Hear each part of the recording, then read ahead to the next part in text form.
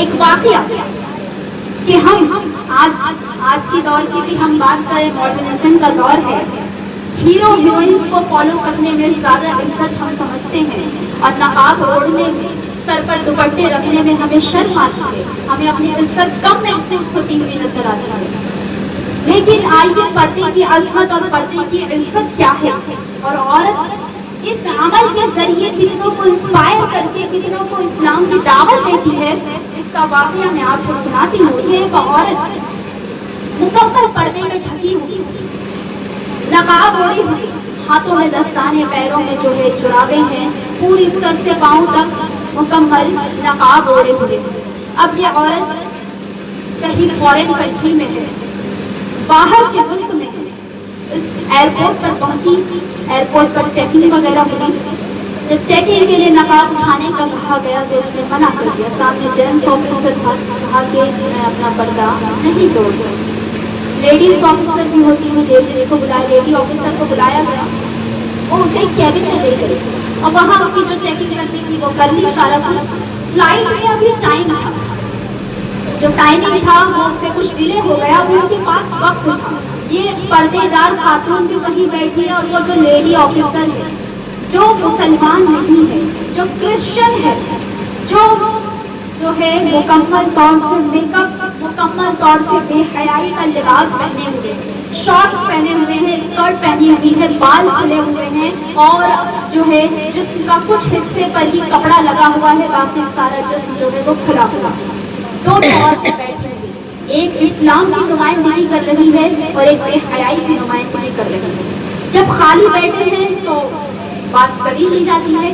اس lady officer نے پوچھا نقاب والی خاتون سے کہ کیا تمہیں یہ عجیب نہیں لگتا کہ ہر وقت نقاب اوڑھے رہتی ہو، ہر وقت چہرہ ڈھانکے ہوئے رہنا، سر کو ڈھانکے ہوئے رہنا، ہاتھوں کو ڈھانکنا، پیروں کو ڈھانکنا، پورا جسم اپنا جو ہے ڈھانکے ہوئے رکھنا۔ ہمیں دیکھو، ہم جو ہے وہ دنیا کو دکھاتی ہیں کہ ہم اتنے خوبصورت ہیں، ہمارے بال اتنے اچھے ہیں، ہم نے اتنے مہنگے کپڑے پہنے ہیں، اتنی مہنگی جیولری پہنی ہوئی ہے، ہمارے طور طریقے یہ ہے، ہم نے ہماری خوبصورتی، ہمارا حسن، ہمارا جسم ہم ظاہر کرتی ہے، اور تم چھپا کر کے رکھتی ہو۔ دنیا کو کیا پتا کہ تم نے اندر 500 والا پہنا ہے یا 5000 والا پہنا ہے، تم نے جیولری، زیور جو ہے وہ نقلی پہنا ہے یا سونے یا چاندی یا ہیرو کا پہنا ہوا ہے، تم نے تو جو پہنا ہے کسی کو نظر ہی نہیں آتا۔ ہمیں دیکھو، ہم دنیا کو دکھاتی ہیں کہ ہم کتنا کماتے ہیں، ہماری عزت ہوتی ہے، ہمارا مقام ہے۔ بات عقل میں یہی آ رہی ہے کہ یہ جو عورت کہہ رہی ہے وہ صحیح کہہ رہی ہے کہ واقعی جو پہنا ہے وہ دنیا کو نظر آنا چاہیے۔ لیکن دیکھیے، اگر عورت دیندار ہوتی ہے، اگر عورت دین کو جاننے والی ہوتی ہے تو وہ کیسے لوگوں کی ہدایت کرتی ہے۔ وہ عورت مسکرائی، نقاب والی جو مسلمان خاتون تھی تو مسکرائی اور کہنے لگی کہ ہاں، بات تو تم صحیح کہی، بات تمہاری صحیح ہے، لیکن میں بس تمہیں ایک مثال دوں گی اور اس مثال دینے کے بعد میں تم خود فیصلہ کر لینا۔ کہا کہ بتاؤ۔ اس نے کہا کہ اچھا ٹھیک ہے، رکو۔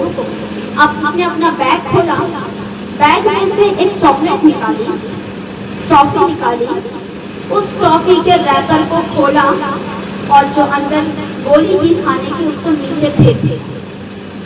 نیچے جب زمین پہ پھینک دیا، دھول مٹی نے اسے رگڑا، جب اس کے اوپر ساری گندگی لپٹ گئی، چاکلیٹ کے اوپر دھول لگ گئی، مٹی لگ گئی، غبار لگ گیا، اب وہی گندی چاکلیٹ اس نے اٹھائی اور اس آفیسر کو کہ لو یہ کھاؤ۔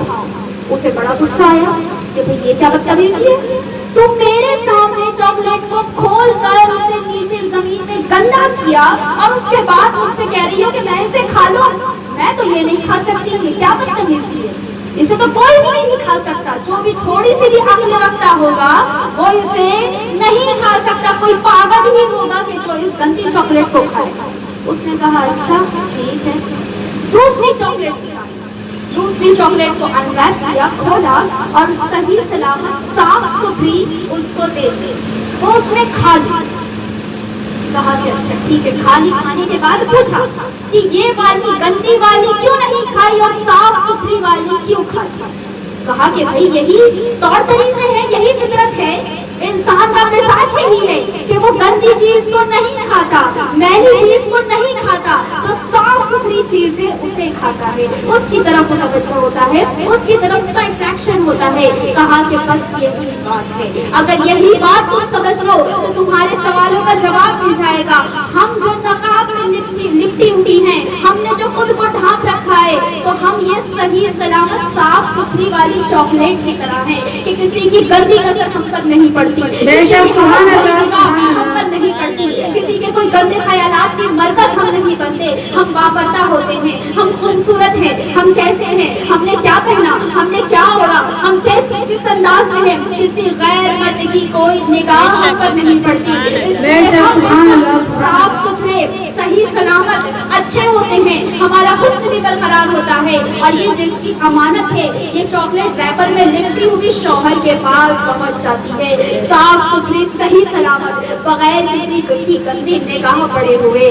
और जो लोग ओपन हैं वो बिल्कुल इस गंदी चॉकलेट की तरह है कि जिन्होंने खुद को खोल दिया है दुनिया के सामने। अब दुनिया के हर मर्द की निगाह उन पर पड़ रही है, हर गंदी निगाह का मरकज वो बनी हुई है, हर हवस भरी निगाह का मरकज वो बनी हुई है। और फिर ये गंदी चॉकलेट न जाने किस किस तरीके से गंदी होती है और उसके बाद फिर अपने शौहर के पास पहुंचती है तो अमानत में खयानत हो चुकी होती है।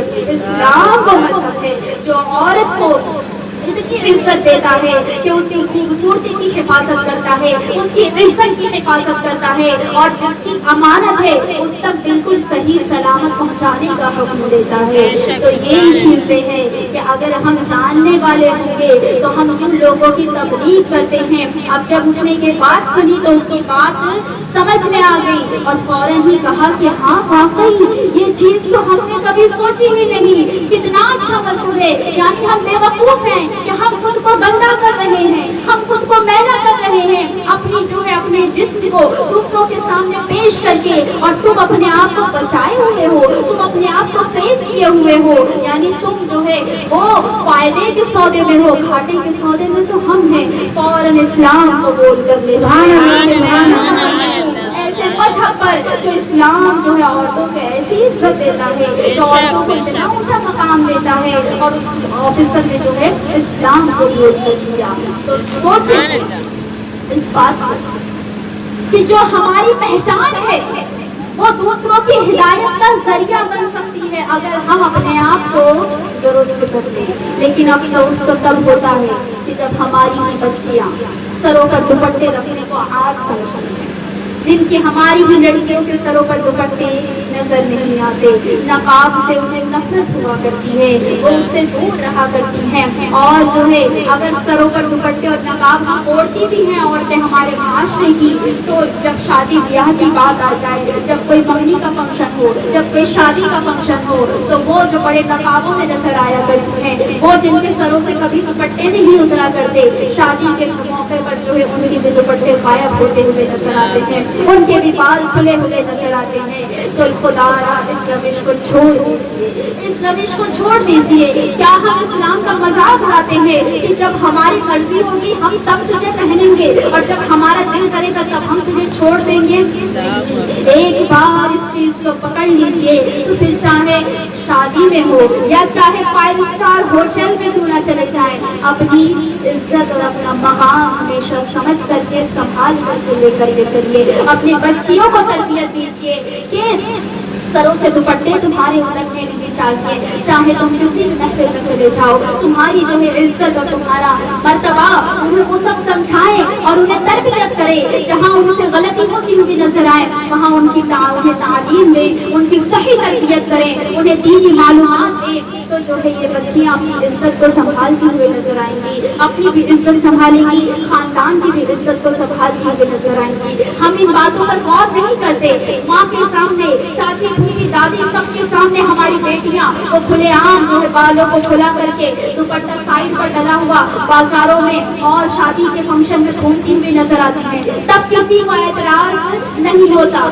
नानी भी वही है, दादी भी वही है, फूफी चाची खाला सब वही है, किसी को कुछ ऐतराज नहीं। फिर जब इसी की वजह से जो फितने जन्म लेते हैं, फिर जो मामला शुरू होते हैं गलत कि इसने देख लिया, फिर वहाँ से मामला शुरू हो गए, फिर उसके नतीजे में जब लड़की भाग गई, फिर बाद में रोने का हक नहीं है उन माँ बाप को। फिर वो माए बाद में न रोए कि हमारी बेटियां हमें छोड़ करके चली गई। उस वक्त कहाँ थी तुम जब तुम्हारी बेटियां सरों से चादरें उतार चुकी थी? उसी दिन उनकी इज्जत नीलाम हो गई थी कि جب تمہاری آنکھوں کے سامنے انہوں نے چادریں اتار پھینکی تھی، پھر بعد میں رونے کا کوئی فائدہ نہیں ہے۔